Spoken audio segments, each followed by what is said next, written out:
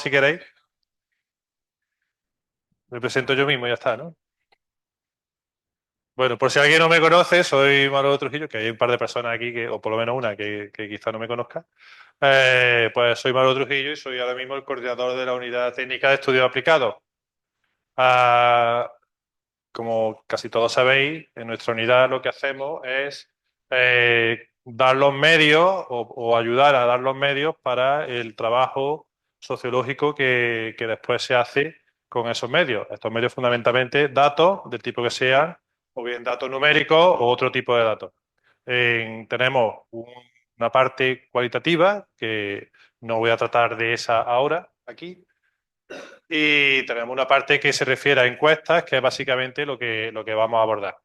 En realidad, este seminario se puede decir que está dentro de una tradición de que contamos periódicamente pues lo que hacemos en la UTEA con relación a las encuestas y pues digamos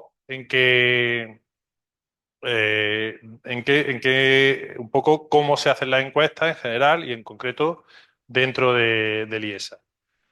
Desde la última vez que lo hicimos, que no sé en qué fecha podría ser, pero por lo menos hará 6 años, todo ha cambiado absolutamente. Ya prácticamente, bueno, no hacemos encuestas, por lo menos no a población general en el IESA.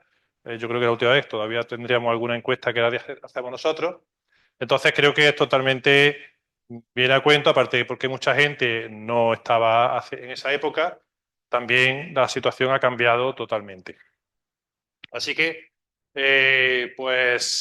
esta presentación la hemos hecho en conjunto con en la unidad técnica, pero bueno, pues me toca a mí contarla y al final pues habrá un bloque que contará Juan Antonio. Así que voy a contaros el guión de... Vale, no se puede. No, pero hace un rato se movía. Espérate. Marta, no se mueve el mando. A lo mejor tenías que darle a algo, me parece, ¿no? Ahora, vale. Bueno, entonces voy a comenzar con un primer bloque que sería el marco teórico del muestreo para encuestas sociales, que bueno, es una cosa que seguramente todos sabéis, pero está bien recordarlo, porque muchas veces queramos o no, y a veces es porque queremos, se nos olvida. Después contaré los procedimientos de recolección de datos que actualmente se utilizan, es decir, de qué forma se hacen las encuestas en la actualidad. Un tercer bloque que sería qué podemos hacer para mejorar estas encuestas según la forma en que se hayan hecho. Y un último bloque que será el que contará Juan Antonio. Contaremos un poco eh, cómo se están haciendo o cómo se está mejorando el proceso para realizar las encuestas que hacemos nosotros mismos, que fundamentalmente son encuestas online, pues el proceso que se está haciendo para mejorar este desarrollo. Bueno, pues recuerdo un poco qué es una encuesta por muestreo. Una encuesta por muestreo tiene como objetivo generalizar a la población los resultados que se obtienen en una muestra. Es decir, tenemos una población, pues que en el caso de España pues, puede ser de 40 millones y nosotros no vamos a preguntar a los 40 millones, vamos a preguntarle a 500, 2.000, 3.000, 10.000, lo que sean. Y claro, esto tiene una teoría detrás. Esto no es una cosa, digamos, no se hace como uno le da la gana. Tiene una teoría detrás que garantiza que esto se puede hacer, que es nuestro objetivo. Y creo que es importante porque muchas veces se hacen cosas que no se permitirían en otros ámbitos. Es decir, imaginaros que que yo fuera, bueno, pues sociólogo, ¿no? Y hago un artículo basado, y lo digo en la hipótesis, en la teoría marxista. Y ahora aplico preguntas o aplico técnicas o hipótesis que no son en absoluto de esa teoría. Pues seguramente un revisor me diría, esto es una mierda y esto jamás en la vida lo puede hacer, ¿no? Aquí estamos, es lo mismo. Si yo estoy aplicando una teoría de la encuesta por muestreo, pues tendré que usar esas técnicas derivadas de esta teoría y no otras, ¿no? Eso creo que es una cosa que se nos olvida a todos, incluso a mí, y a todos. O sea, cuando digo a todos, literalmente puede ser a todos. Pero creo que no debería ser así.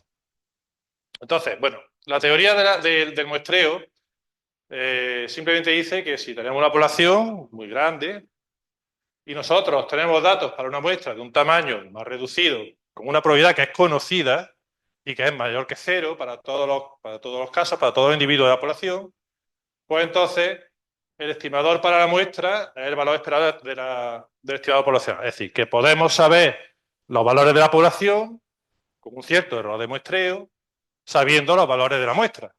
Eso es lo que dice básicamente. Pero claro, tenemos un problema. Las personas no son tornillos. Es decir, a mí cuando estaba en la carrera, todos los ejemplos de muestras que me ponían eran con tornillos. Entonces dice, bueno, pues tenemos 2.000 tornillos, cojo 300 y de esos los cojo de una forma totalmente aleatoria, cojo 300 de una forma aleatoria y sé que si hay un 5% que están rotos, pues ese 5% va a corresponder a la población.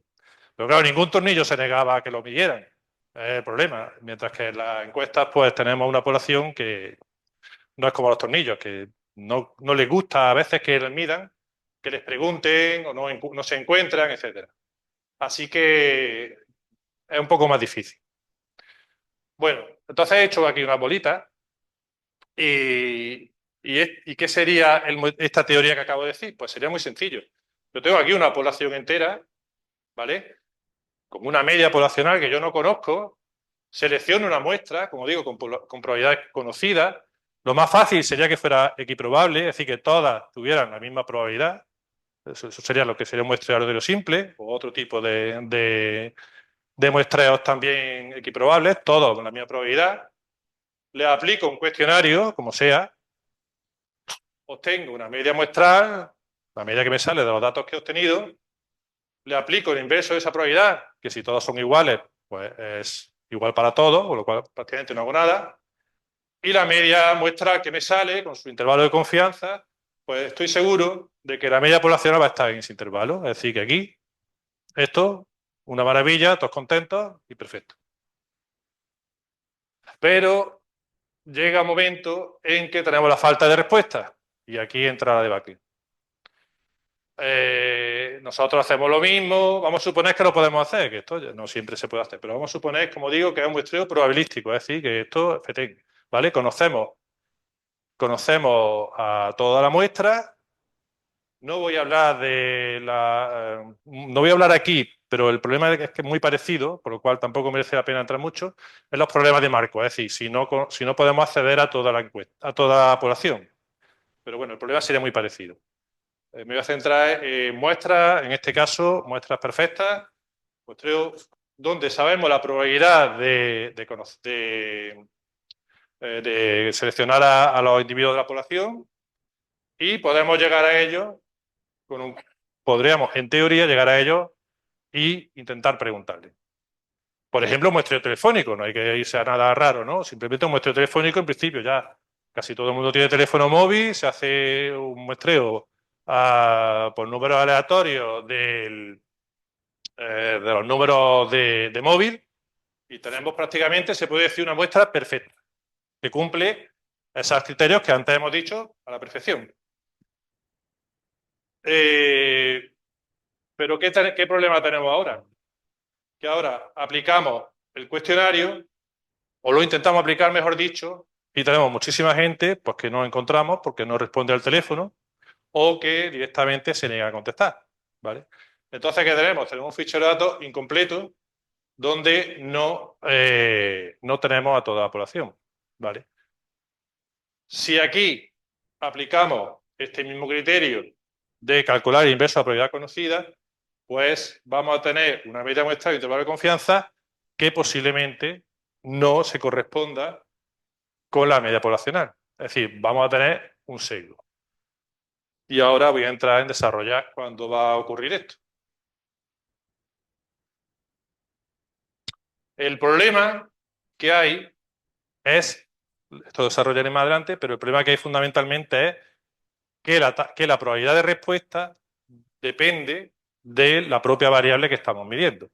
Cuando hay un sesgo es porque el problema de la variable de respuesta depende de la variable que estamos midiendo. Es decir, por ejemplo, si aquí estamos midiendo pues, el voto, por ejemplo, si los que responden pues, son más de izquierda que de derecha, pues vamos a conseguir, vamos a tener este sesgo y no vamos a poder estimar bien la población. ¿Qué se puede hacer ante esto?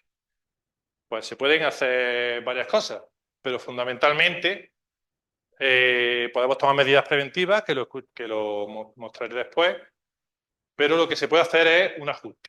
Es decir, ajustamos la muestra de manera que nuestra estimación consiga que que la nueva estimación ajustada sí que incluya a la media poblacional, ¿vale?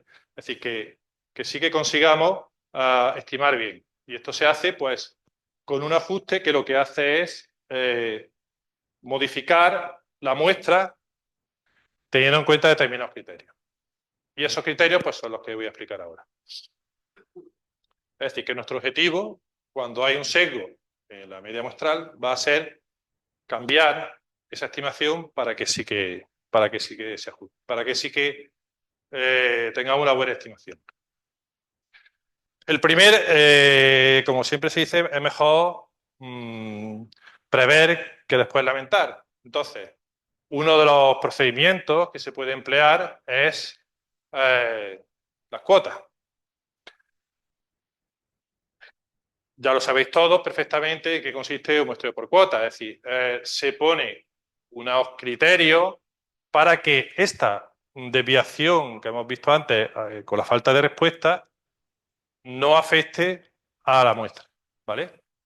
Por ejemplo, aquí tenemos, esto sería la muestra inicial, nuestra muestra probabilística, y aquí he pintado, tenemos, por ejemplo, en este caso es un 20% solo de tasa de respuesta, con lo cual un 80% van a ser sustitutos, ¿vale? ¿Qué significa el muestra por cuota? Significa que yo no voy a elegir a los sustitutos de cualquier sitio, sino que vamos a mantener, en este caso, vamos a poner unas cuotas que son de edad, vamos a mantener que los sustitutos sean del mismo grupo de edad, ¿vale? Eso sería el muestreo por cuota. No vamos a sustituir de cualquier manera, sino... ¿Pero qué ocurre? Vamos a suponer que nuestra variable de respuesta, que en este caso hemos dicho que es el voto, pero podría ser cualquier otra, depende no solo de la edad, sino de la educación, ¿vale? Si nosotros ponemos nuestro por cuota solo cuota de edad, por ejemplo, si este individuo se ha sustituido por este, pues sí, está en la misma edad, pero tiene una edad distinta, o sea, tiene un nivel de educación distinto. Si el nivel de educación influye en el voto, pues podemos seguir teniendo sesgos, no lo tenemos controlado. Entonces, vamos a definir unos criterios nuevos para ver cuándo podemos conseguir que la falta de respuesta no influya, no provoque el sesgo o la falta de representatividad en la muestra, ¿vale? Y se basa en dos conceptos, que precisamente aquí no se ve el otro, que son la intercambiabilidad y la positividad. Bueno, pues nosotros vamos a ejemplificarlo con las cotas, pero es lo mismo con las variables de ajuste que explicaré después. Es decir, por adelantar un poquito, esto se puede hacer a priori con las cuotas o se puede hacer a posteriori, igual que expliqué antes, a posteriori escogiendo unas variables y ajustando, por ejemplo, con una postestratificación, con una ponderación, ajustando los resultados, ¿vale? Podemos hacerlo o antes con las cuotas o ajustando los resultados de la muestra a la población a posteriori. Bueno, pues da igual que lo hagamos con las cuotas o con ajustes posteriores, pues vamos a explicar estos conceptos. Aquí tenemos una población y la hemos dividido en cuotas o con variables de ajuste, da lo mismo. Entonces, ¿Qué significa el criterio de intercambiabilidad? Significa que cada una de las celdas, digamos, procedentes de esta combinación de variables, bien por cuotas o bien por ajustes, es decir, en este caso que estamos utilizando, vamos a suponer que es edad y nivel de estudio, pues la combinación de edad y nivel de estudio, cada una de estos individuos que están aquí en la muestra inicial y aquí en la muestra final, su resultado en la variable de interés, vamos a poner que fuera el voto, es el mismo. Es decir, no hay otra variable distinta que no hayamos controlado que pueda influir en que los resultados cambien. Es decir, estamos teniendo en cuenta todos los factores posibles que influyen, ahora lo contaré un poco más de detalle, que influyen en la respuesta sobre la variable. No tiene que ser todas las variables que influyen en la respuesta final, pero sí en las que influyen, en nuestro caso, a los tres de la muestra. Ese sería uno de los casos, uno de los criterios. Y el segundo criterio, que falta aquí el nombre, es positividad. ¿Qué quiere decir positividad? Pues que nosotros, de donde no hay, no se puede sacar. Es decir, para conseguir hacer un ajuste o lo que sea eh, con un grupo, con una combinación de categorías, tenemos que tener alguien, tenemos que tener una muestra mínima. En este caso, por ejemplo, resulta que bueno, aquí obviamente no se han utilizado cotas, sino solo variables de ajuste, pero hay veces que incluso se quieren poner cotas y no se puede, pues resulta que no tengo a nadie en esta casilla. Esto, por ejemplo, pues serían ente mayor con bajo nivel de estudio, ¿no? No, no tengo a nadie en esa casilla, entonces no puedo hacer, no puedo sacar de donde no hay, no puedo aplicarle ninguna técnica a un grupo muestral que no existe. Esto, claro, esto es un caso extremo que no exista, pero si son muy poquitos, pues también vamos a tener unos pesos o lo que se haga muy grandes que nos crean una gran falta de estabilidad en la muestra y en su caso de que lo calculemos, pues un nivel de error enorme. Y digamos, ya incluyendo esto dentro de un marco más amplio, esto a ver si consigo que lo entendáis, porque es la base es un poquito más complicado de entender. Entonces, vamos a suponer que tenemos una variable de interés, que puede ser, como he dicho antes, el voto. Vamos a suponer que tenemos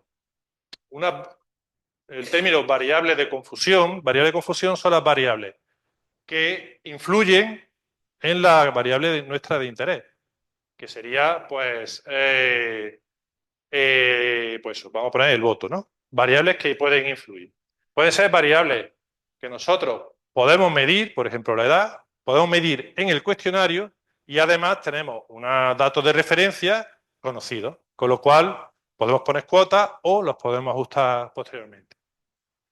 Y tenemos otras variables que o bien no podemos medir en el cuestionario o bien los podemos medir pero no tenemos unos datos de referencia. Por ejemplo, vamos a poner la ideología. Todos podemos medir la ideología, pero resulta que no tenemos ninguna fuente clara, fiable, que nos diga cuántos tiene que haber de cada ideología, con lo cual difícilmente podemos poner cuotas, difícilmente podemos ajustarlo después. Esto puede ser también una influencia indirecta, es decir, que a lo mejor esa relación no es directa, sino que es a través de otra. Bueno, entonces, en el primer caso, un muestreo sin falta de respuesta, pues es muy sencillo. Nosotros tenemos variables que influyen en nuestra variable de respuesta, pero nosotros, cuando hacemos la muestra, cuando pasamos a hacer el cuestionario, pues la probabilidad de respuesta es independiente totalmente de estas variables. O bien porque no hay falta de respuesta, es decir, que la respuesta es 1 en todos casos, todo el mundo responde, o bien porque de la forma que se responde es totalmente independiente de estas variables. Es decir, si por casualidad, pues nosotros conseguimos que un 20% de la gente responda a la encuesta, pero ese 20% es totalmente aleatorio, no depende ni de la edad, ni de la ideología, ni de nada, pues de esto no nos preocupamos y tenemos una muestra perfecta que le podemos aplicar la teoría ya dicha anteriormente y sin ningún tipo de ajuste, pues tirando, ¿vale? Vale, eso, por supuesto, no es el caso habitual, sino que el caso habitual es que sí hay una falta de respuesta. Pero se pueden dar dos circunstancias. Se puede dar el caso de que efectivamente estas variables que conocemos influyan en la tasa de respuesta. Este es el supuesto en verdad con el que siempre hemos trabajado y con el que seguiremos trabajando, queramos o no. Pero realmente cuando, por ejemplo, siempre de toda la vida hemos hecho encuestas telefónicas, hemos hecho encuestas eh, eh, por ruta y cuotas, como se hacía antiguamente, pues igual, siempre se ha basado realmente en esta hipótesis, ¿no? Es decir, nosotros tenemos una serie de variables que conocemos, edad y sexo, fundamentalmente, son las cuotas que siempre se han puesto, y a lo mejor también un tema geográfico, cuando lo hacemos presencial, pues nos íbamos a los barrios exactos y tal. Cuando se hace telefónico, si se puede, pues se va a determinadas comunidades autónomas, un número máximo, se pone cuota. Es decir, tenemos una serie de variables conocidas y vamos a controlar esas variables, ¿vale? Entonces, por cada una de estas variables que controlemos, vamos a suponer que la tasa de respuesta sí que incide en la muestra que obtenemos final. Y sabemos que hay otras variables que van a influir en el voto, por supuesto. La ideología sabemos que va a influir y otras cosas, ¿no? Seguro que va a influir en el voto. Pero asumimos que controlando estas variables que sí conocemos, esta variable no influye, ¿vale? ¿Qué hacemos entonces? Cuando tenemos la muestra, sabemos que puede, si hemos hecho cuotas, la tenemos bien, y si no hemos hecho cuotas, pues si corregimos, por ejemplo, por nivel de estudio, si no le hemos incluido la cuota, pues sabemos que esto se nos va a quedar bien y vamos a obtener un estimador que, por cierto, tendrá mayor nivel de error, cosa que nunca se tiene en cuenta, pero bueno, por lo menos sabemos que ese estimador se ajusta, predice bien lo que queríamos predecir. Como digo, la hipótesis es simplemente esa, que la tasa de respuesta, los factores que influyen en la tasa de respuesta y que a la vez influyen en la variable de interés, los conocemos. Pero ¿qué pasa si no es así? ¿Qué pasa si tenemos aquí factores que influyen en la variable de interés, que influyen en la tasa de respuesta y que no los podemos medir? Que podemos medirlo en el cuestionario, pero que no tenemos ninguna fuente de referencia que nos diga la información sobre eso. Pues entonces aquí no lo pone, pero aquí tendríamos muestreo probabilístico con falta de respuesta no ignorable. Es decir, nuestra falta de respuesta va a provocar sesgos en la variable, en la medición, y además sesgos irresolubles. No podemos de ninguna forma estimarlo bien, ¿vale? Entonces lo que tenemos que huir todo lo posible de esto y llegar a esto. Esa es digamos, siempre estamos con muestreo probabilístico donde asumimos que va a haber una falta de respuesta, ¿vale? Lógicamente, no es lo mismo tener una tasa de respuesta. Vamos a suponer que falta de respuesta hay siempre en una encuesta, imposible. Yo nunca he visto una encuesta con el 100% de respuesta, nunca. Pero no es lo mismo un 90% que un 5%. ¿Por qué? Porque este posible sesgo de estas variables, si la tasa de respuesta es del 90%, solo se va a dar en ese 10% que falta. Con lo cual, el posible sesgo será muy pequeño, por mucha que sea la influencia esta. Cuanto mayor sea la influencia esta, el riesgo de sesgo será mayor, y cuanto mayor sea la tasa de respuesta, pues el sesgo será menor. Si tienes solo un 5% de tasa de respuesta, pues tienes un 95% que se han elegido de cualquier forma y que, si está relacionado esa elección con estas variables, puede hacer que el sesgo sea muy grande. Pues, como he dicho, el muestreo probabilístico con falta de respuesta ignorable es cuando podemos mantener estas hipótesis iniciales del muestreo aleatorio que dice la ciencia de la estadística. Eso sí, con mayor intervalo de confianza, y como pongo aquí, de todos modos, nadie o casi nadie lo tiene en cuenta. Claro, esto es la teoría. ¿Qué ocurre realmente? Todo es muy complicado. ¿Por qué? Porque hay que tener mucho cuidado con que lo que preguntamos en el cuestionario nuestro se corresponda totalmente con eso otro que teóricamente conocemos. Ya presenté algún estudio, por ejemplo, en anteriores congresos, que, por ejemplo, el nivel de estudio, que es una cosa súper básica, todo el mundo lo pregunta de forma distinta, las categorías, y es súper difícil ajustarse bien a que se corresponda, ¿no? Y eso es una cosa súper básica. Imaginaros otras cosas, por ejemplo, la actualidad. Hace poco hicimos un estudio por un encargo sobre el uso del dinero. Nos llevamos una sorpresa enorme porque claro, incluimos ya, esto ya tenía presente, incluimos varias variables en ese cuestionario que se correspondían con encuestas de gran calidad, digamos, donde la tasa de respuesta es muy baja y que podían estar relacionadas, ¿no? Encuestas del Banco de España y tal. Claro, por ejemplo, se medía a cuánta gente paga con el móvil o cuánta gente paga con dinero en metálico. Pues cuando nos salió los datos de la encuesta, la disparidad con respecto a esa fuente era brutal, era enorme. Claro, decíamos, bueno, o nuestra encuesta, o sea, nuestra muestra es un desastre, o aquí pasa algo. Y realmente era tan desastre en esa variable y no en otras más o menos, pues tenía algún sesgo, alguna diferencia, pero no era brutal, ¿no?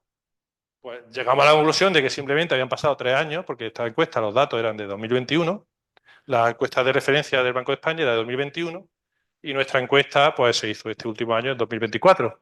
Es decir, que en 3 años, pues posiblemente el cambio había sido enorme y eso provocaba pues, que nuestros datos realmente no es que la muestra esté mal, sino que al final no se correspondían exactamente nuestros datos con la fuente de referencia, con lo cual hay que tener cuidado de que estemos muy seguros de esto, porque si no podemos incluso empeorar nuestros datos en lugar de mejorarlos, ¿no? Es decir, que esto hay que tener muchísimo cuidado. Hasta ahora hemos hablado de muestreo probabilístico, ¿vale? Pero es que en realidad lo que más se hace ya es muestreo no probabilístico.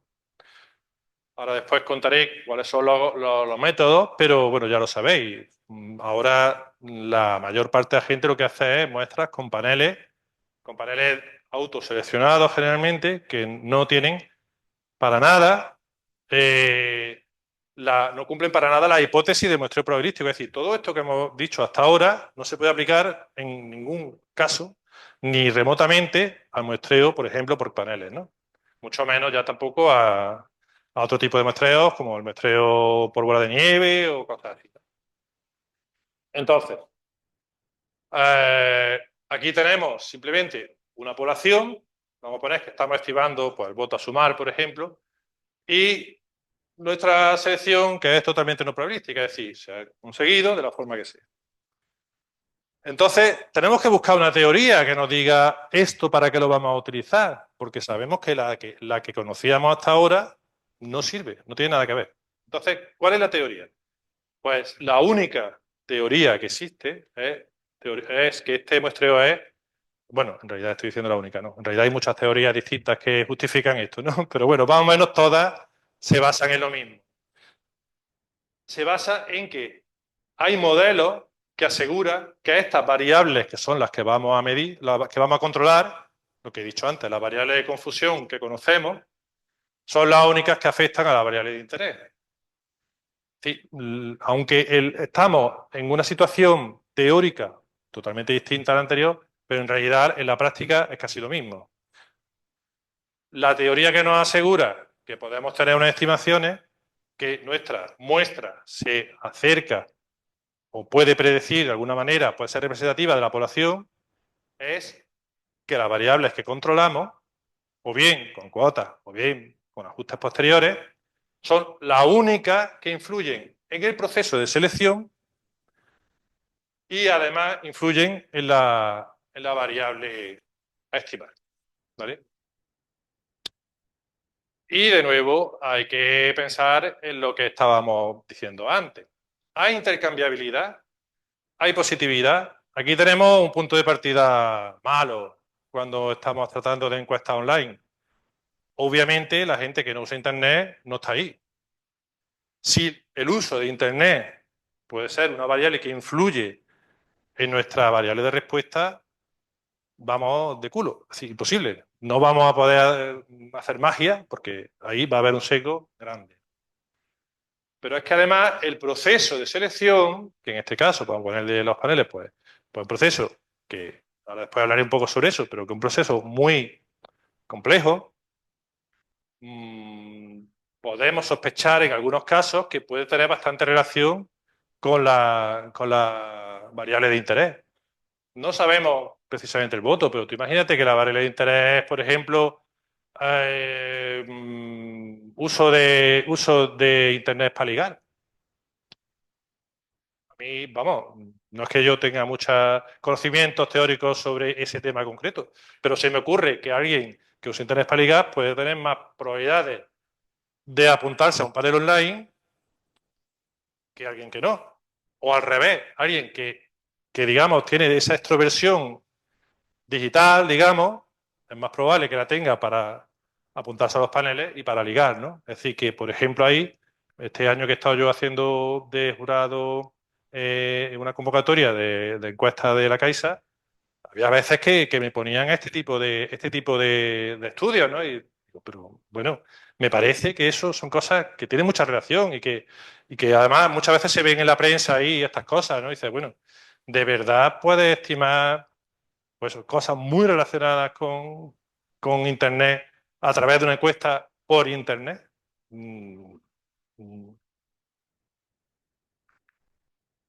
Bueno, entonces, este es, digamos, el marco teórico. Ya sabéis eh, qué lo sustenta y, bueno, qué son lo que podemos confiar en ello y qué no. Entonces, ahora voy a contar un poquito. Esto sí que ya casi todos lo sabéis, pero bueno, creo que es interesante ver los procedimientos de recolección de datos o de recogida de datos que actualmente se dan. Bueno, tenemos el clásico procedimiento, el perfecto, digamos, o casi perfecto. La selección aleatoria de personas y administración de cuestionarios en la vivienda, online o telefónico. Como veis, siempre nos podemos quedar con el marco primero, ¿vale? Proceso aleatorio o no de la selección y después pasamos de la selección a la realidad, a la muestra, ¿vale? Entonces, puede ser el proceso primero aleatorio y el segundo naufragar, ¿vale? En este caso, pues tenemos un proceso de selección perfecto porque nos basamos en registros y tenemos una alta tasa de respuesta, con lo cual se puede decir prácticamente que, el procedimiento de respuesta es ignorable, con lo cual vamos a tener pues, unas estimaciones muy cercanas a la realidad. Y aún así, incluso en estos casos, se hace ajustes. Ya el INE hace tiempo que hace ajustes, por lo menos por nacionalidad y a veces otros. Este tipo de encuestas prácticamente solo es posible para encuestas oficiales, algún caso también extraordinario de estudios muy, muy avanzados, y el coste pues es muy elevado, elevadísimo, prohibitivo prácticamente para cualquiera que no sea la administración.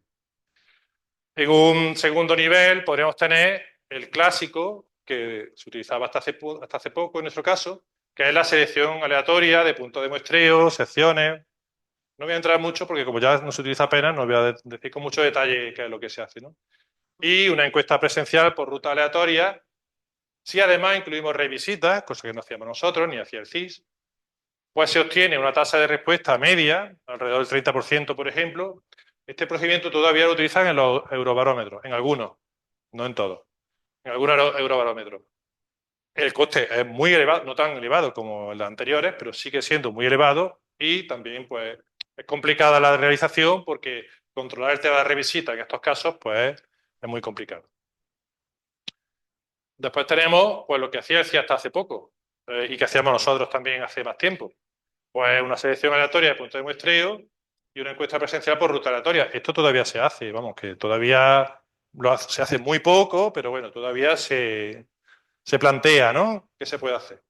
Y esto es lo que, como digo, lo que hacía. Aquí, bueno, aquí he puesto con signo. En este caso sería sin revisita, es decir, no, si pasamos por un sitio y no encontramos a nadie, pues el siguiente. Esto tiene elevado coste para los estándares de ahora, aunque era lo que hacíamos siempre hace unos años. y que más o menos, pues la última estimación que teníamos, pues alrededor de unos 30 euros por entrevista puede salir, ¿no? Es decir, y también pues tiene una cierta lentitud con respecto a los métodos siguientes que vamos a... Eh, Siguiendo con el método probabilístico, pues podemos tener encuestas autoadministradas en la vivienda. La selección es tan buena como en el primero que pusimos, una selección por registro, o bien por registros padronales, que esto pues lo podría hacer el INE o otro tipo de organismos que tengan acceso a esos datos, como puede ser en este caso la encuesta social europea, o bien el acceso a la vivienda. Esto lo hicimos, por ejemplo, para captar el panel que teníamos antiguamente, que era el PACIS, utilizando el catastro. Hicimos una selección totalmente aleatoria y probabilística de las viviendas. Después, por ejemplo, en el caso de la encuesta socioeuropea, pues se envía de forma postal el cuestionario y espera que lo realicen en papel o en web o lo que sea. Por ejemplo, pues ya digo, la encuesta socioeuropea o el ISSP en la última edición. Esto también tiene un coste bastante elevado, pero es que además, con respecto al sistema anterior que hacía la encuesta socioeuropea, pues ha bajado la tasa de respuesta a la mitad. Es decir, que ya la encuesta socioeuropea no está, digamos, en esta fiabilidad de decir, estamos seguros de que lo que sale es lo que debería salir. Ya tenemos una tasa de respuesta bastante más alta.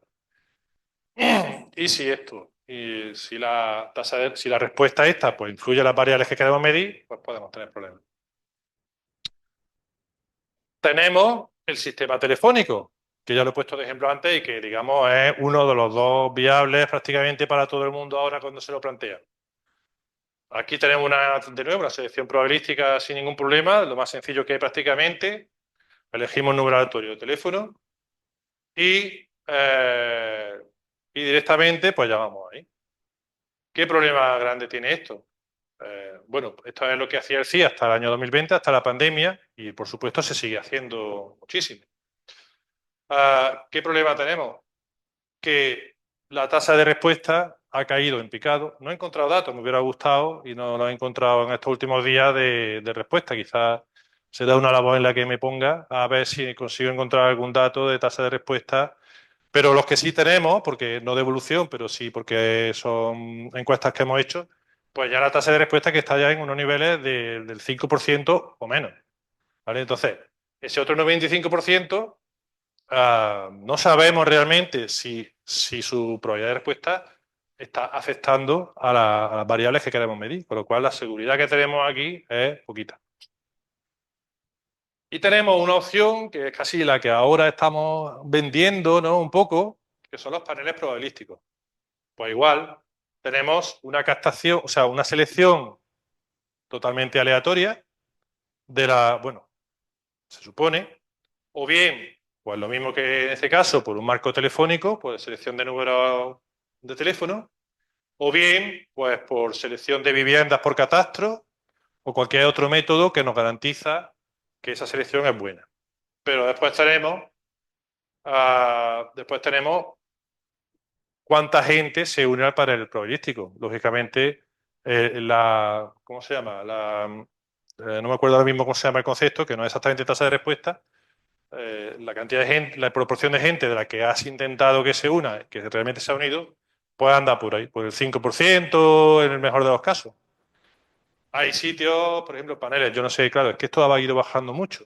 Yo leí hace algunos años paneles probabilísticos hechos por organismos internacionales, organismos o internacionales o organismos oficiales, ¿no? En Europa, donde no, donde esa tasa era bastante alta, era incluso por encima del 40%, que sería una cosa totalmente distinta.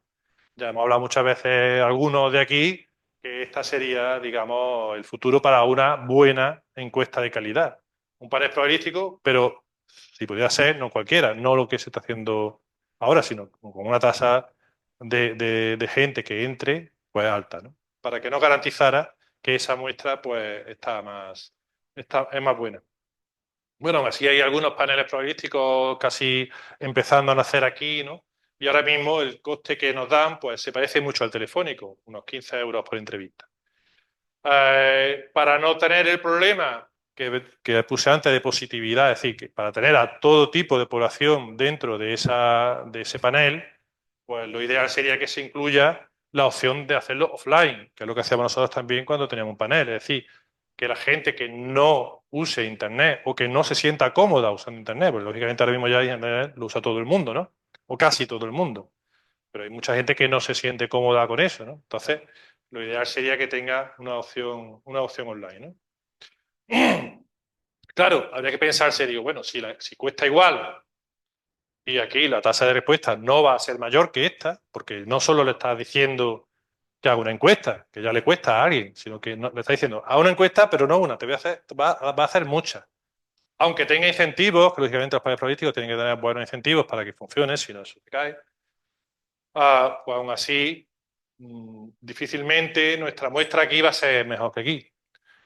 ¿Qué ventaja pueden tener? Bueno, pues porque ya últimamente se le pide otras cosas a las encuestas, es decir, ya no es como antes un cuestionario, como sea, y que la gente responda. Ahora se le pide que haya experimentos, que haya imágenes, que haya vídeos, cosas que solo el online puede dar, ¿no? Entonces, digamos, aquí la ventaja que tiene es que se reúnen las ventajas de un panel online con, bueno, con la menos mala idea de un panel, de una muestra probabilística, aunque tenga una tasa de respuesta enorme.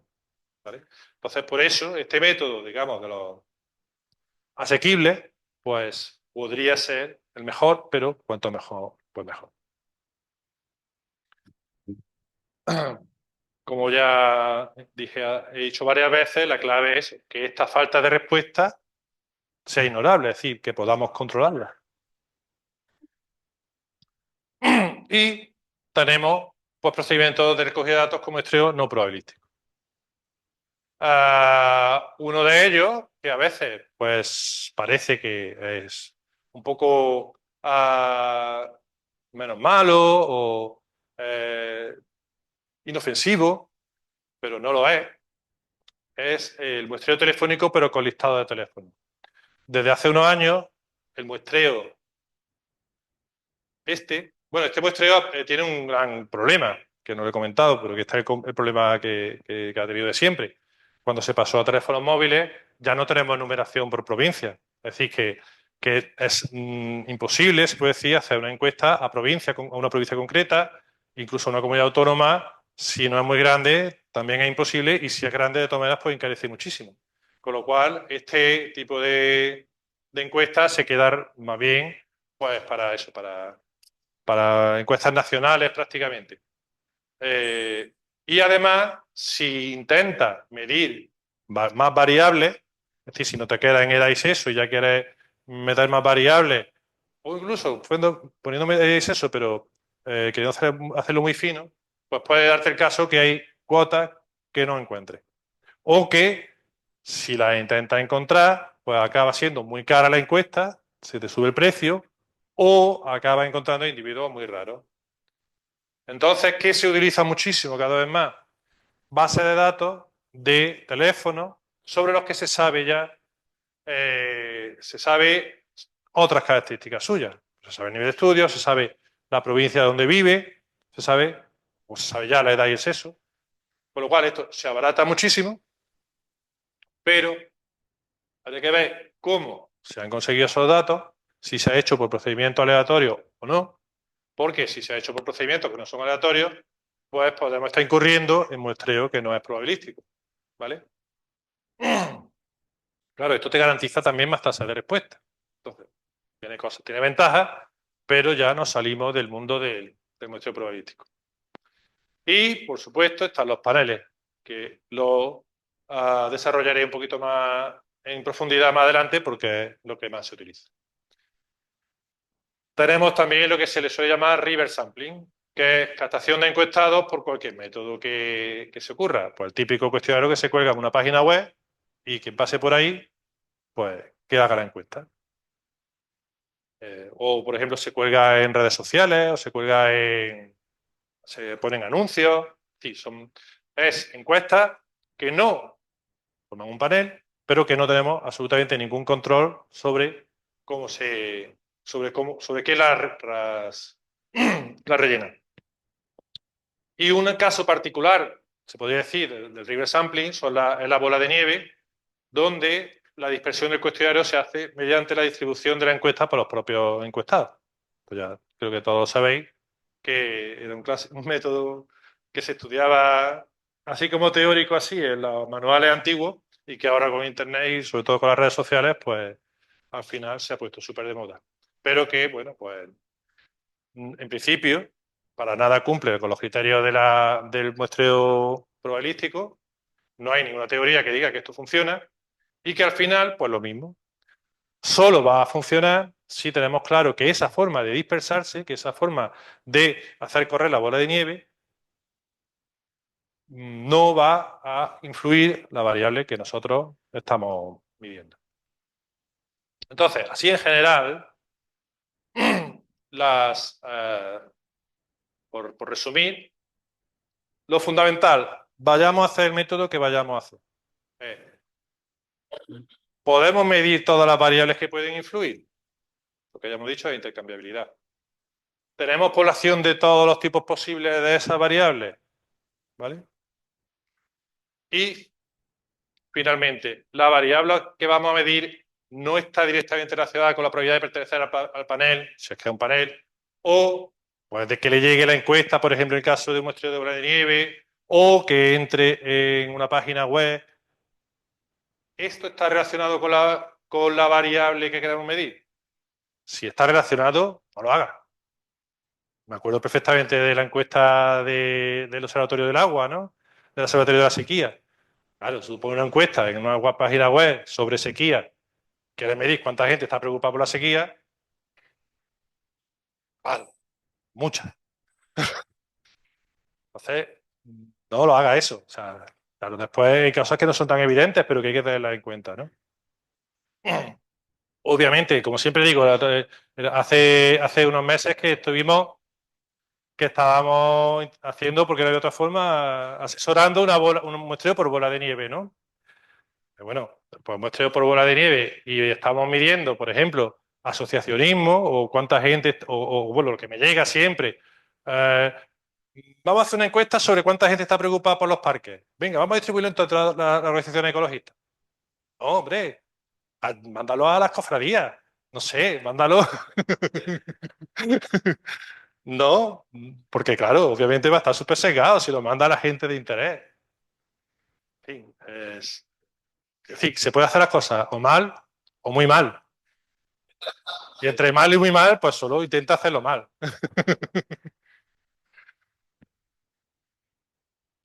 Por ejemplo, en el caso de los paneles, pues hay bastantes estudios que dicen que los indicadores de estatus socioeconómico pues difieren enormemente para grupos como por ejemplo los ancianos. Lo tenemos más que comprobado. No hay ancianos que respondan paneles si no es gente de alto nivel de estudio.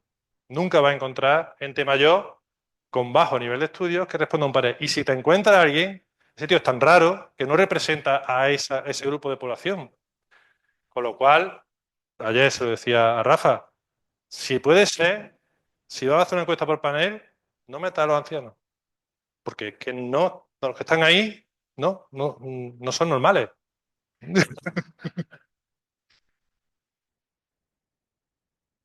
Pero así están las cosas. Esta es la evolución del tipo en facturación, es decir, que bueno, no es lo mismo exactamente que si fuera el número de encuestas, ¿no?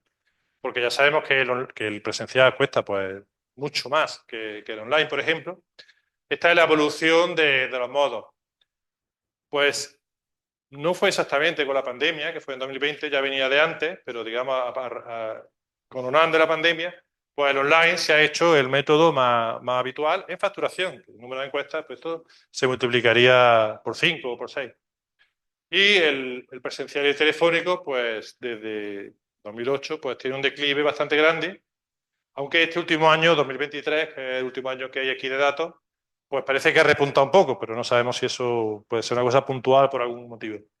Y en el mundo, pues más todavía. En el mundo ha llegado a estar hasta el 86% de online, con referencia a los otros métodos online, o sea, telefónico y presencial, que están ya, incluso el año pasado, 2022, estaban por debajo del 10%. de nuevo, aquí también se ve un pequeño repunte. No sabemos si eso de verdad es algo real que esté repuntando estos métodos o puede ser algún problema de clasificación. Estos son datos de la antigua EDEMO, ¿no? Estamos hablando no aquí de encuestas sociales ni mucho menos, sino que estamos hablando de todo tipo de trabajo de encuestas, el 99% encuestas de marketing, más que encuestas sociales. Es decir, que no, que no es representativo en realidad de lo que estamos hablando, ¿no? Pero bueno, por lo que me llega, tampoco estamos muy lejos de esa situación, ¿no? Es decir, que incluso por lo que llega aquí el propio ESA, el trabajo con paneles está prácticamente hegemonizando el mundo de la encuesta. Y voy a hablar un poquito de cómo funcionan los paneles online. Sabéis que yo soy un poco sufridor de estas cosas y he llegado a estar apuntado en los últimos 2 años, he podido estar apuntado a 10 paneles distintos, así que los conozco en primera persona, ¿no? Entonces, en primer lugar, se hace la captación. Hay 3 formas prácticamente de hacer la captación. Al principio, la mayoría de los paneles hacían captación, bueno, por lo menos los paneles un poco decentes, hacían captación por base de datos. Es decir, pues sitio donde tú te has apuntado y bueno, ahí se te olvida, te has apuntado para comprar algo, lo que sea. Habría esta casillita que dice, vamos a utilizar tus datos para no sé qué. Pues ahí estás ahí en una base de datos y te invitaban y dices, ay, qué bien, venga, me apunto. Pero se ve que eso no funciona muy bien del todo, porque casi todos los paneles, yo diría que ahora mismo todos, también permiten el autorreclutamiento. Es decir, tú te vas a la página web del panel y dices, quiero ser panelista. Y ya, pues, ya eres panelista. O también por invitación. Yo soy un panelista, conozco a Juan, le digo, Juan, tío, que aquí te dan dinerito, venga. Y Juan dice, venga, venga, apúntame. Y ahí le apunto y a mí me recompensa normalmente también por captar. Luego hay un proceso que es la creación del perfil, que es que te preguntan todo lo posible sobre tus características, por supuesto, edad, sexo, nivel de estudios, trabajo, pero bueno, te preguntan si tienes hijos, qué tipo de coche tienes, los seguros, bueno, todo lo que se te pueda ocurrir, lógicamente. Repito que el 90, bueno, no lo repito porque no lo he dicho, pero el 95% por lo menos de las encuestas que te llegan a un panel son encuestas de marketing. Si te llega una de algún tema social o político, eso, es una cosa muy poco probable. El 95% por lo menos son encuestas puramente de marketing. Bueno, pues entonces, hay 2 posibles formas de que te llegue la invitación a las encuestas. Una de ellas es por correo electrónico, bueno, o por una app, porque la mayoría de los paneles tienen una app que te la mete en el móvil, ¿no? Pues en cualquier caso, o bien por correo electrónico o por la app, te llega la invitación a la encuesta que tienen activa y tú le pinchas y ahí ya empiezan a preguntarte pues tus datos y ves si cualificas para la encuesta. Y hay otra forma que es que no te invitas, sino que tú simplemente cuando tú tengas ganas, pues te metes en la página web de la empresa, del panel, y ya te dicen qué encuestas tienes para que puedas hacer. Lógicamente, estas cosas no son, desde mi punto de vista, aunque no hay estudios que yo conozca relacionados con esto, pero no son indiferentes. Si a ti te invitan a un panel y sobre todo si te vuelven a invitar varias veces expresamente, creo que la posibilidad de que contestes es mayor y el panel tiene más calidad. Igual que el caso del autorreclutamiento, pues si eso es menos fácil de hacer, pues también el panel tendrá menos autoselección y seguramente será también de más calidad. Es decir, que dentro de los paneles pues también se podría hacer por una cierta distinción, ¿no? Y después, pues cuando rellena una encuesta, pues te dan una recompensa muy pequeña normalmente, que se basa en dinero, o bien dinero en metálico, que te lo pagan con una transferencia o lo que sea, o dinero, digamos, en tarjetas que tú ya los puedes cambiar en determinadas empresas, en determinados comercios, o puntos canjeables por regalos, pues cuando llegas a 1000 puntos, pues te puedes comprar un estuche. Yo me he comprado cosas chulas, ¿eh? Con eso. Claro, lo que pasa es que antes cuando solo tenía un panel, después he ido dispersándome y al final ya no me da para nada, no me da para nada. El último de que me salí me dieron 10 euros. Estaba bien. Bueno, entonces, paneles online, pues ahora mismo yo creo que puede haber como 20 por lo menos. Este es yo diría que en España el más antiguo y para mí sigue siendo los más fiables, que es el de Nextquest, ¿no? Digamos, todos los procesos que tiene son bastante buenos. Digo, sufriéndolo, ¿no? Eh, como sufridor. Quizá la principal pega que le veo es que el departamento o sea, que pertenece a una multinacional, antes era español, pero ya la compró una multinacional. El departamento de Relaciones Públicas es regulín. No me gusta mucho. El departamento de negociación de temas. En fin, tiene algunos problemas, ¿no? Pero, digamos, para mí sería una de las referencias. Pues tiene el de Sigma 2, que este es el único que es específicamente de política. Este solo te hace, es muy especial, pero solo te hace encuestas de política y además son muy cortas. Pero de ahí salió la encuesta que salió publicada hace un par de días ah, del Español, creo que fue, no sé, bueno, una que daba 190 escaños al PP. Quiero decir, bueno, los paneles, como todas las encuestas, se utilizan de una forma u otra, ¿no? Es decir, que ellos tienen datos para hacer buenas estimaciones o estimaciones hasta cierto punto buenas, ¿no? Porque además se supone aquí en su día te guardaba los datos de tus redes sociales. Yo creo que eso no lo utilizan, pero se supone que tienen eso, tus datos de tu red social, de Facebook, en concreto en mi caso, y que deberían de saber, por lo que yo publico en Facebook, de verdad, por qué palo voy, ¿no? Pero bueno, yo diría que eso no lo utilizan. Eh, pero bueno, lo que sí tiene una autoselección enorme y una cosa muy importante, yo por ejemplo les miento cada vez que me da la gana. Así que el, el- la voluntad ¿Qué? No me importa. No creo que llegue a ello. La voluntad de tergiversar las encuestas, pues es posible. Bueno, está el de Ipsos, el de este otro que se llama Isense, el de IMOP. Bueno, hay muchísimos. Pues podemos tener todo eso, ¿vale? Y podemos tener, ahí ahora no puedo darle a los enlaces, ¿verdad? Cachis. Yo quería enseñar, sí, aquí le puedo dar. Bueno, pues tenemos de Cantar, por ejemplo, el de Cantar es el único que me han llamado para preguntarme si estaba en otro panel. Me llamaron por teléfono cuando me intenté meter en el panel. En un arranque de sinceridad dije que sí, y me dijeron, no, entonces no puedes pertenecer al nuestro. Eso es, esta cosa, no siempre hay que decir la verdad. Pero claro, cuando te encuentras cosas como esta, que algunos ya la conocerán, porque ya lo he puesto alguna vez, no se ve.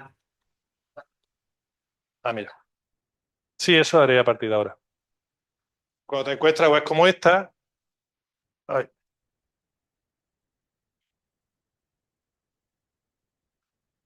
pues, ¿qué te dicen? Cómo ganar dinero haciendo paneles, haciendo encuestas por paneles y los enlaces.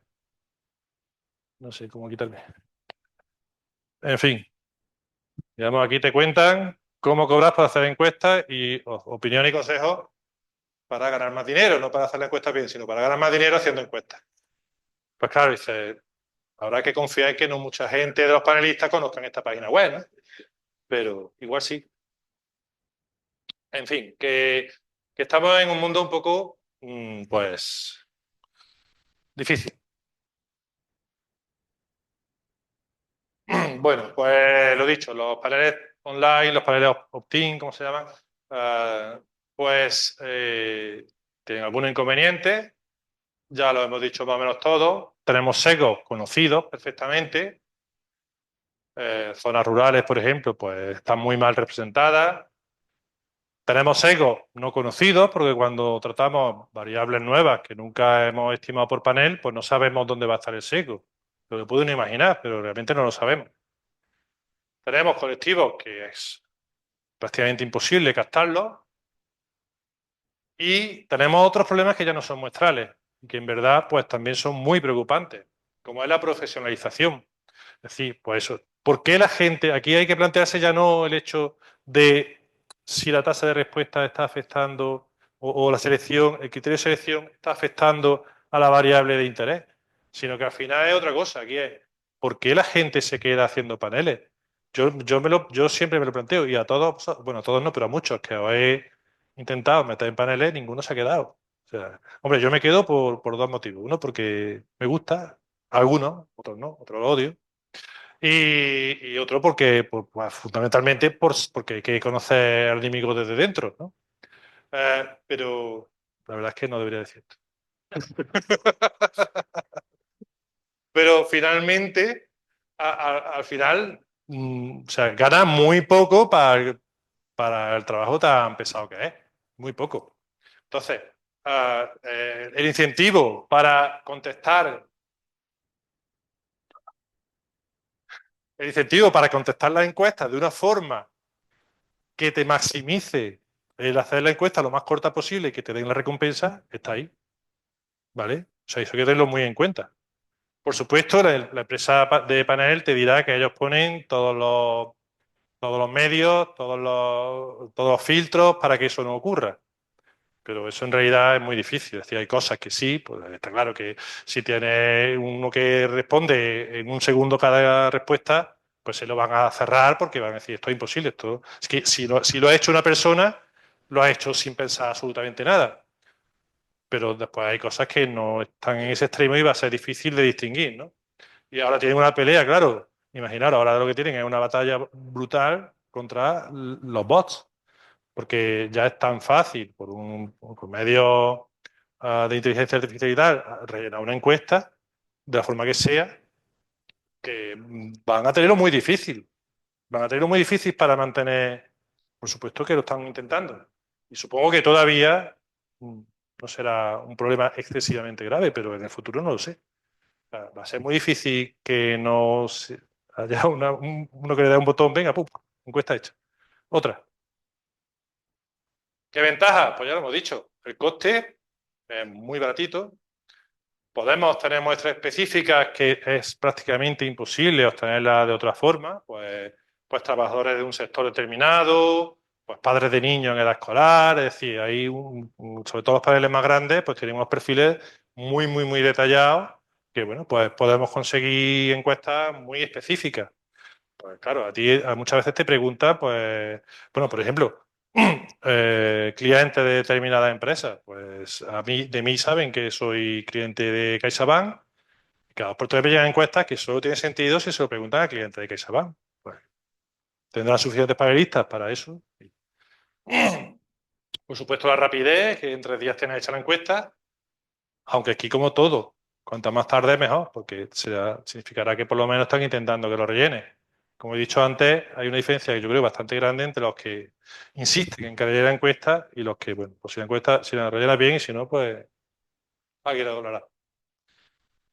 Como he dicho antes, lo que le gusta muchísimo a mucha gente ahora, pues puede poner vídeos, grabaciones, hacer experimentos, hacer preguntas súper complicadas que en una encuesta telefónica nadie se enteraría. Eso, todas estas cosas que es imposible hacer, por ejemplo, en telefónico, pues se puede hacer aquí. Y se pueden incorporar, como he dicho antes, pues criterios de validación para por lo menos eliminar las cosas que sean verdaderamente absurdas, ¿no? Bueno, entonces os he puesto así el cuerpo un poquillo malo, pero es lo que hay. Venga, pues acabo en 3 minutos y después ya dejo a Juan. Así que, como es lo que hay, pues voy a decir, enumerar prácticamente, porque no tengo tiempo, qué podemos hacer para, digamos, por lo menos, ya que hacemos las cosas no de la mejor forma posible, pero no porque no queramos, sino porque ya prácticamente es que es imposible hacerlo de otra manera, pues vamos a intentar que eso esté un poco mejor. Entonces, cuando son paneles no probabilísticos en absoluto, pues, por ejemplo, es importantísimo la diversidad de muestras. Si hace una bola de nieve, pues multiplicar los puntos de inicio y intentar que abarque a todo tipo de población. Si hace un reverse sampling, pues por lo menos intenta ponerlo en muchísimos sitios, en muchísimas redes sociales, en muchísimas páginas web. Si hace un panel opt-in, esto no lo haces tú normalmente, pero bueno, es importante buscar perfiles de todo tipo. En cuotas, que fundamentalmente lo utilizaremos en Telefónica y en paneles. Pues incluir todas las cuotas que se pueda y que pensamos que puede influir en la variable de interés y que puede influir en la tasa, en la variable de respuesta, que la variable de respuesta es la selección en panel, ¿vale? Y importante que sean cruzadas, porque si no, pues no tengo tiempo, pero nos puede pasar que tengamos suficientes, por ejemplo, gente mayor, pero eso que todos sean de nivel de estudio alto, con lo cual, pues no son representativos. Lo de las cotas tiene sus problemas. Tiene el problema de que si pones muchas cotas, aumenta el precio del panel. Y segundo, que tiene un límite, porque ya llega un momento en que no tienen gente de un perfil tan específico, ¿no? Y ya digo, si pones cuotas muy específicas, pues al final, si encuentras algunos, pues igual son gente muy rara, como mayores, que viven en zonas rurales, sin estudios y hacen paneles. Tío, claro.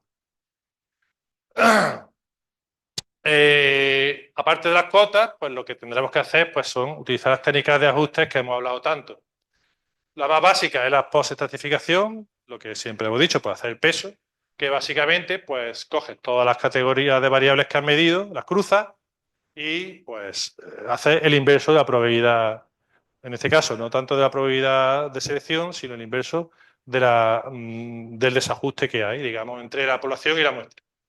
Después está el que ahora mismo se puede decir que es el que más se utiliza, que es la calibración rate, que lo que hace es, cuando tenemos muchísimas variables y muchísimas categorías, pues llega un momento en que no tenemos suficiente población en la muestra para esta combinación de categorías. Entonces lo que hacemos es ajustar solo los marginales.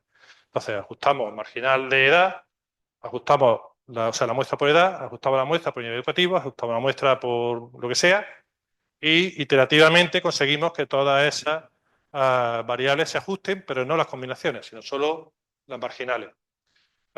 El problema es que, como he dicho antes, igual que en las cuotas, pues se pueden desajustar las combinaciones que son poco frecuentes.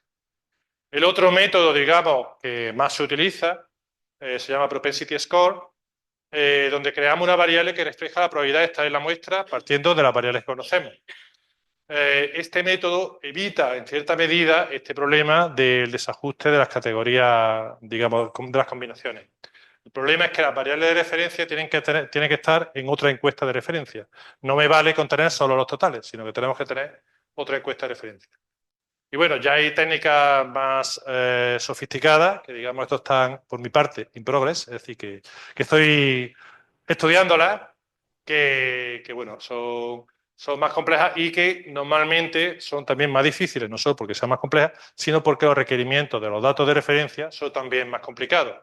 Lo mismo, sueles tener normalmente un fichero de microdatos o, por ejemplo, en algunos casos, necesita una estimación distinta para cada variable que quiera estimar, con lo cual pues es incómodo para cuando tienes una encuesta y tú quieres, digamos, saber las proporciones de todas las variables, no solo de una. Pues tendrías que aplicar un modelo de estimación para cada una. Es incómodo, ¿verdad? Bueno, como se me acaba el tiempo, pues no voy a explicar en detalle ninguno de los métodos y os quedáis para un siguiente taller que os lo doy. Y nada, como muestra de que esto está cada vez más en boga, aquí encontré esto el otro día, en comparación entre las encuestas presidenciales de Estados Unidos de 2016-2024 y el porcentaje de encuestas que se pesan por cada una de las variables. Vemos que cada vez las encuestas se pesan más, se utilizan más variables para ponderar y como ha crecido, por ejemplo, la educación, que antes se utilizaba para ponderar en poco más de la mitad de la encuesta, ahora casi todas se ponderan por ahí bueno, pues cada vez pues, se utilizan más variables para ponderar e intentar ajustar este tipo de cuestiones. Bueno, ya no voy a repetir lo que esto, ya la dejo a Juan Antonio. Siento he de cederme, pero bueno, no hay nada que debatir aquí. Si ya...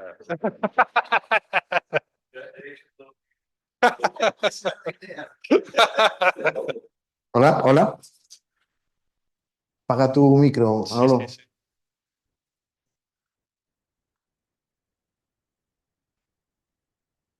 Buenas tardes, yo soy Juan Antonio Domínguez, para quien no me conozca. Trabajo en la UTEA y voy a dar el último bloque de este seminario. Y voy a hablar un poco, una idea, voy a ser muy cortito para que tengáis un poco una visión mucho más amplia del mundo de las encuestas online. Nosotros en la unidad técnica llevamos desarrollando encuestas online desde el año 2003. Hace más de 20 años que hacemos encuestas online aquí en el IESA. De hecho, ha dado para aprender mucho, incluso para hacer una publicación, que en este un cuaderno metodológico del CIS que nos publicaron, a Sara, a Vidal y a mí, sobre las encuestas online, que, que es un manual muy chulo y os animo a que lo leáis. Eh, Cuando se va a planificar el hacer una encuesta online, a nivel estratégico, no de un día para otro que tengas que montar una encuesta, sino tú, pues, a nivel estratégico dices, bueno, yo qué elementos necesito. He puesto aquí un diagrama en donde podéis ver que básicamente para hacer una encuesta online en una fase previa estratégica, porque vayas a hacer muchas encuestas, ¿no? Hay como dos dimensiones. Por una, controlar o no el hosting y por otra, desarrollar tú el propio formulario o ayudarte de aplicaciones para desarrollar el formulario. Entonces, las mejores encuestas online son en las que tú desarrollas el formulario y tú controlas el hosting, que es esta de aquí, que es en donde estamos nosotros, Eliesa. Aquí en amarillo serían las peores encuestas de todas, que por ejemplo, SurveyMonkey, ¿no? Por ejemplo, es una herramienta para hacer encuestas online donde dependes de la aplicación y el hosting depende de la empresa que te facilita la aplicación. Y luego, a nivel comercial, por ejemplo, otras que también conocéis mucho vosotros, Line Survey, pues la que se podría decir que es comercial, pero en un momento dado puedes controlar el hosting porque lo puedas tener instalado en tu propio servidor. Bueno, esas son más o menos cuando tú vas estratégicamente a planificar una serie de encuestas online, las primeras dos decisiones que tomar, si vais a controlar el hosting o no, y si lo vais a desarrollar vosotros o vais a usar un software comercial. Eh, entonces, esa es la historia. El hecho de controlar el hosting no significa que lo tengas tú en tu de eso. Voy a contar una anécdota. Nosotros hace ya mucho tiempo, en el año 2007, hicimos una encuesta a andaluces residentes en el extranjero y relativamente controlábamos hosting, pero era una encuesta mixta donde era postal como el canal principal de recolección de datos y online como alternativa. 2007, hace 18 años ya. El IESA, Internet dependía de la Facultad de Filosofía y teníamos el hosting nosotros.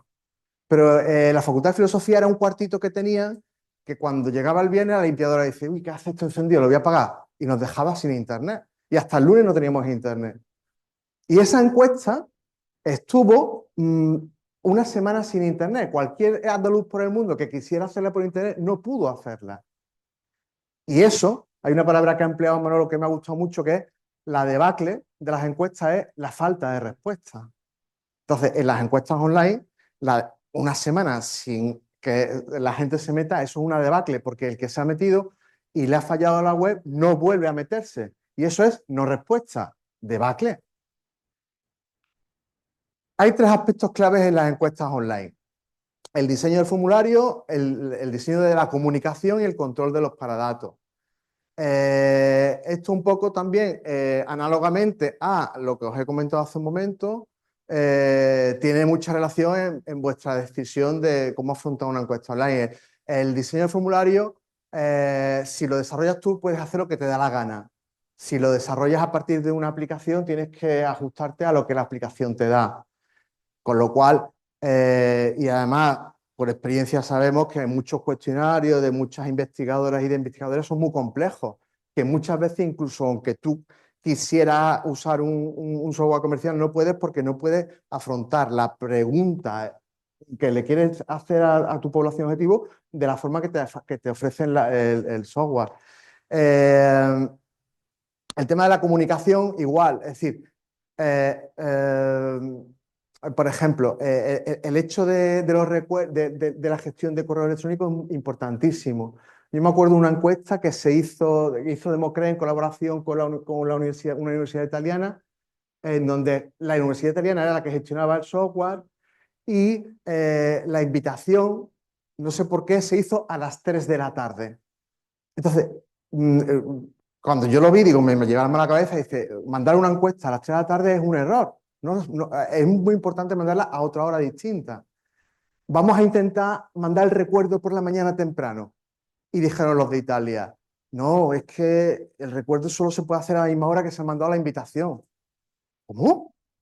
Porque el software no permitía otra cosa. Si hubiera sido, ¿sabes? Pues hubiéramos ajustado el envío de invitación, del recuerdo a la hora que nos fuera más acorde, ¿no?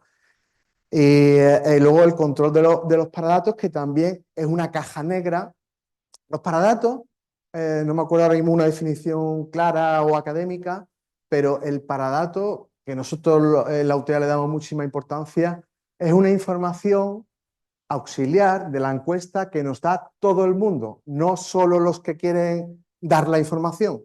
Por tanto, es una información que no está sesgada, porque participes o no en la encuesta, la tenemos, se va generando conforme la gente puede entrar y abandonar la encuesta, pero ya ha entrado, ya ha dado información y es objetiva.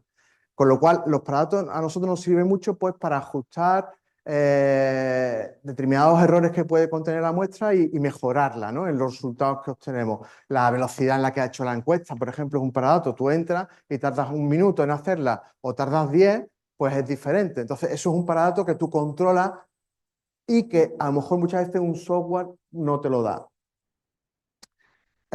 O la IP de donde tú estás. Tú haces una encuesta para gente que está residiendo aquí y resulta que se mete alguien que reside en Portugal. Pues no, esa encuesta no me vale, ¿no? Eh, y ya para visualizar un poco el tema del desarrollo de las encuestas, que es un mundo muy tal, esto es una pregunta que hecha en LineSurvey, que hoy por hoy es el mejor software y más versátil, incluso puedes tú cambiarlo. Por ejemplo, aquí en la barra de progreso de una encuesta, nosotros sabemos por nuestra experiencia que cuando la encuesta es muy larga, no es aconsejable poner la barra de progreso porque genera estrés, terminas abandonando y si abandonas en no respuesta, entonces es la debacle de las encuestas.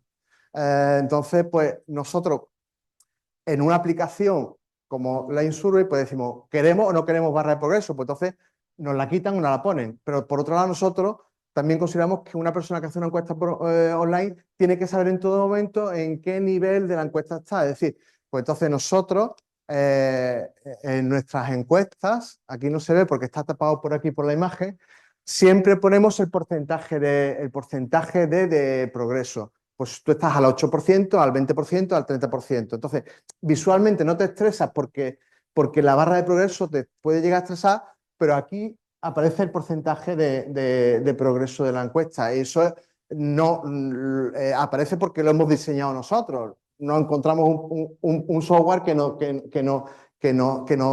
diseñe esto como lo queremos hacer nosotros. Otra cosa así, la limitación de, por ejemplo, en el Survey. Este ejemplo que he puesto yo aquí es que aquí no he respondido nada y me sale una alerta. Entonces yo puedo programar con un software de encuesta que me salga que no se puede avanzar si no responde tal cosa y la aplicación pues lo tiene desarrollado de una única forma. No hay otra forma, o sea, o lo hago así o no lo hago. Yo, por ejemplo, que soy un experto en hacer en lo que es la herramienta de las encuestas, pues digo, no, pues esto ¿qué es lo que me produce a mí? Me produce dos pasos, porque por una tengo la alerta y tengo que explicar para cerrar, para que esto se me quite otra vez de la sombra, con lo cual esto para mí no es un diseño que no me gusta este diseño porque ralentiza el progreso de la encuesta. Tardas un poco más porque tienes que hacer dos pasos en vez de uno, que es volver a responder. Nosotros, por ejemplo, tenemos empotrado el mensaje de alerta en la propia encuesta, no te sale de la pantalla. Entonces, esto es una pregunta desarrollada por la UTEA y esta en verde respondió y esta no. Pues entonces, pues al darle a avanzar la encuesta, pues te aparece empotrado el mensaje, pero tú no tienes que cerrar el mensaje y volver, sino que directamente pues va avanzar, ¿no? Entonces, con esto quiero deciros que el diseño de la encuesta es algo pues fundamental. El diseño propio, porque tú puedes hacer lo que te dé la gana y sobre todo ajustado a las necesidades de tu investigación. ¿Cuál es el problema que hay? Que claro, esto requiere una alta especialización. Esto, pues, claro, vale, sí, esto está muy bien, Juan, pero nos han dado para un proyecto X recursos. No podemos, en fin, que el IESA tiene la suerte, tiene la unidad técnica, pero también incluso la unidad técnica está limitada porque requiere, como digo, una alta especialización. Quien haga estas cosas se pone malo y ahora en dónde está el relevo. Entonces, desde el año pasado, en la UTEA, tenemos aquí a un nuevo compañero, a Antonio, que está aquí detrás. Antonio, saluda. Entonces, ese es el talón de Aquiles de las encuestas que nosotros desarrollamos, que necesitaríamos quizá un dashboard o como se llama, un panel de control para que más gente de la casa pueda abordar encuestas sin la intervención directa de todo el momento, en todo momento de los técnicos de la UTEA, ¿no? Entonces, pues, por ejemplo, esta pantalla es un panel de control de Line Survey, que incluso ya es complejo. Entonces, ahora nosotros en la UTEA, Antonio es el que está empezando a desarrollar, está todo un poco en, en pañales, pero esa es la idea es que vamos a desarrollar un panel de control para crear encuestas propias, con desarrollo propio, pero que sea accesible a toda la comunidad nuestra, ¿no? Y entonces, pues, bueno, esto, esto es lo que yo quería decir. Ya está. Ya.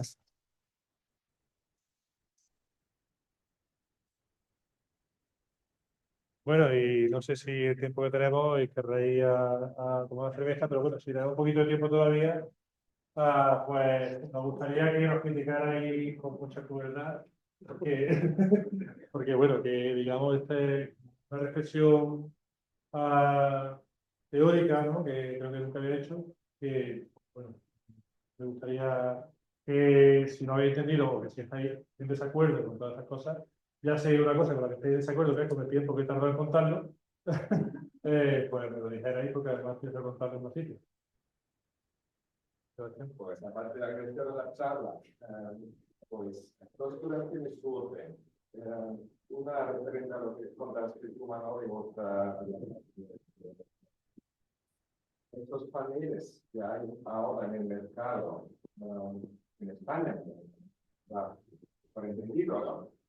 Porque no son, todas esas empresas no son empresas que trabajan en otros países. Entonces, si uno quiere hacer una encuesta comparada, el mercado se restringe bastante. Pero si pensáramos hacerla solo en España con alguno de esos paneles, eh, em, la positividad esa que mencionabas, o sea, tener casos en todas las casillas de unas cuotas cruzadas, ¿cuáles de esos paneles cumplen ese requisito que tú antes destacabas que era fundamental? Ya sabemos que mayores con bajo nivel educativo, pues complicadísimo.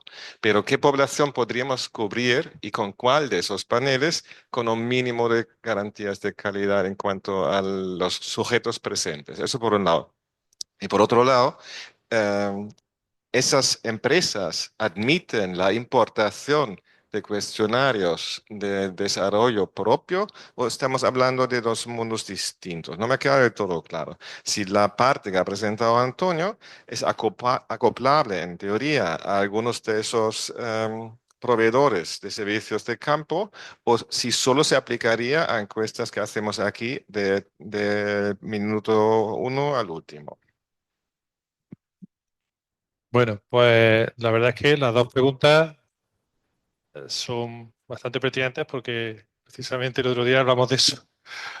Sobre lo primero, pues en realidad no lo sabemos. Es decir, que habría que preguntarle a cada uno de los paneles y quizás es lo que haga, ¿no? Que no solo ya por tenerlo presente para futuros estudios, sino también pues como una especie de muestreo a la propia profesión, ¿no? Algunas veces hemos hecho algunos encargos bueno, pues por ejemplo, a 40 dB con Fin, que es el panel madre, digamos, pues tiene una población bastante grande, ¿no? Y que sí, que en general la mayor parte de los paneles, no los probabilísticos, que tienen obviamente un tamaño muy pequeño y que ahí es muy difícil hacer ningún tipo de selección, pero los no probabilísticos sí que suelen ser muy grandes o lo que se hace habitualmente es subcontratar. Así bueno, pues tú contratas con uno, pero en realidad lo estás mandando a muchos más paneles, no solo a uno.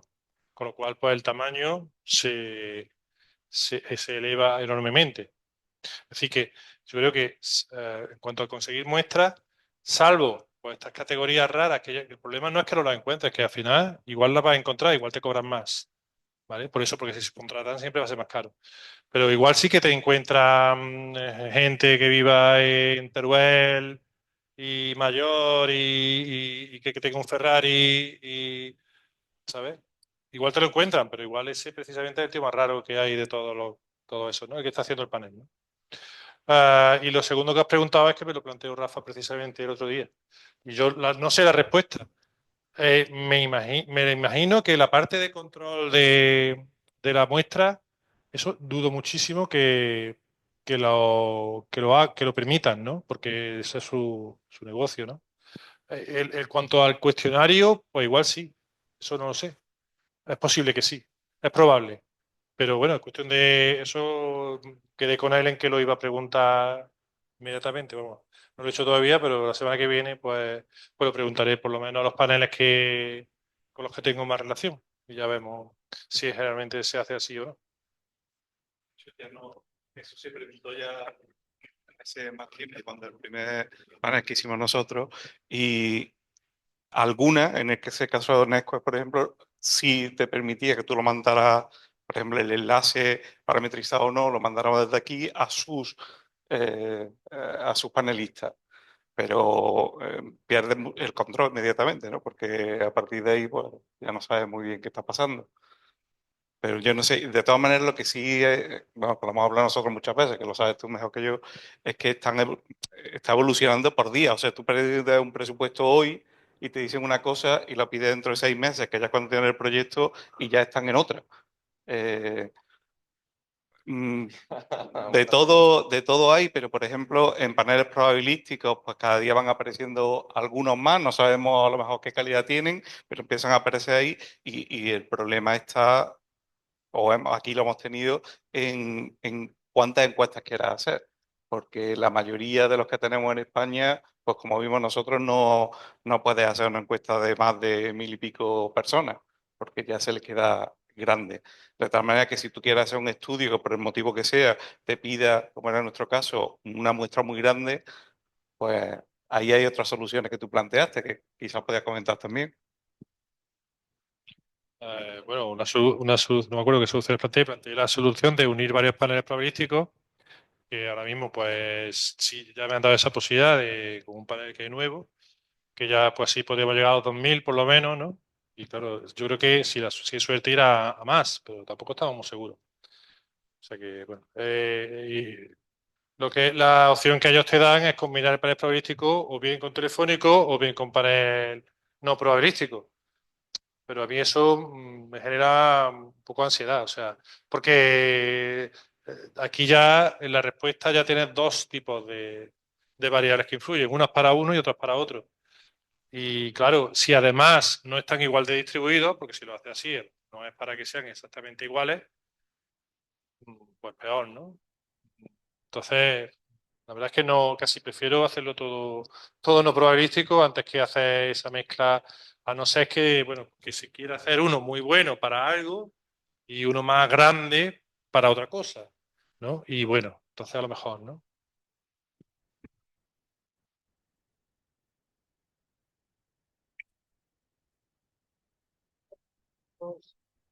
O de dos tipos de problemas, unos que afectan a la muestra, al muestreo, y otros que a la calidad de la respuesta, ¿no? En los paneles, ¿no? ¿Está relacionado uno con otro? Quiero decir, ¿los paneles probabilísticos son también, dan mejor calidad de respuesta? Bueno, yo he hablado muy poco sobre la calidad de respuesta, solo he hecho una pincelada, ¿no? Pero para mí hay ciertos problemas de la calidad de respuesta que claro que están relacionados con los paneles no probabilísticos, como la profesionalización. Es decir, los paneles probabilísticos normalmente, o por lo menos se supone que es así, reciben muy pocas encuestas y con recompensas más altas. Entonces, esa profesionalización ahí no va a estar. Además, como tú no puedes elegir ser parte de un panel probabilístico, pues quien esté buscando las encuestas como medio para hacer dinero no puede hacerlo. Es decir, ya digo, esa página es el ejemplo, ¿no? Es decir, realmente hay gente que seguro que está metida en varios paneles, ¿no? Entonces, eso afecta a los no probabilísticos, no afecta a los probabilísticos. De hecho, yo creo que en verdad es la principal ventaja. Más que el medio de selección, que bueno, que al final no sabe, digamos, hasta qué punto eso va a ser mejor, mucho mejor, ¿no? Pero sí que esa no profesionalización, yo creo que es en realidad la principal ventaja del panel probabilístico. Porque yo digo, el 90%, 95% de las encuestas de los no probabilísticos son de marketing y son horrorosas. O sea, que te quitan